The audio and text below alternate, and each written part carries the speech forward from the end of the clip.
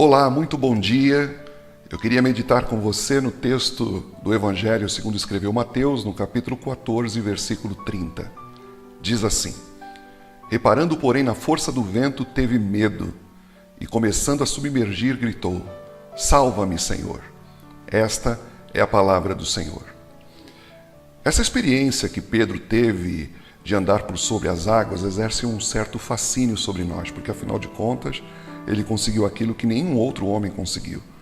Nós temos uma cena diferente de tudo que nós já vivenciamos, não é? Por outro lado, o pedido tão ousado que Pedro fez também nos toca, não é? A gente sempre percebe os discípulos fazendo pedidos impulsivos, espontâneos, respostas audaciosas, às vezes algumas até tolas. Esse grupo dos 12 era bem interessante. Mas eu queria fazer algumas observações importantes a respeito desse momento quando o vento, na sua fúria, e o mar, na sua braveza, elas acabaram colocando um ponto final nessa breve aventura do apóstolo Pedro. Quando Pedro deixou o barco, as ondas continuavam sendo as mesmas que quando estava dentro dele.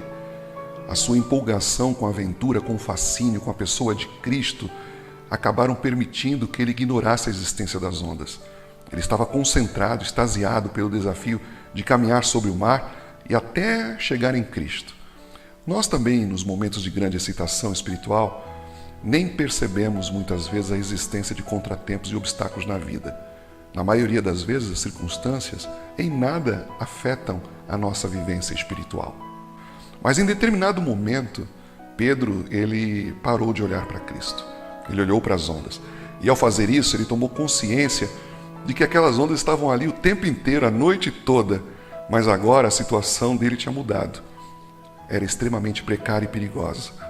As mesmas ondas agora lhe provocaram um temor paralisante, incapaz de dar mais nenhum passo, e acabaram colocando um fim na experiência que Pedro tinha de andar sobre as águas. E aí, quando começou a afundar, o Senhor rapidamente interferiu e salvou ele de se afogar. Que conclusão, então, nós tiramos dessas observações todas, desse episódio de Pedro nessa tempestade? Muitas vezes nós cremos serem as circunstâncias ao redor que nos fazem cambalear na vida. A experiência de Pedro nos revela outra coisa. Não são as circunstâncias que nos afetam, mas sim são as perspectivas com as quais nós as observamos. O lugar onde nós estivermos parados no momento da tempestade vai determinar o tipo de resposta que nós vamos dar.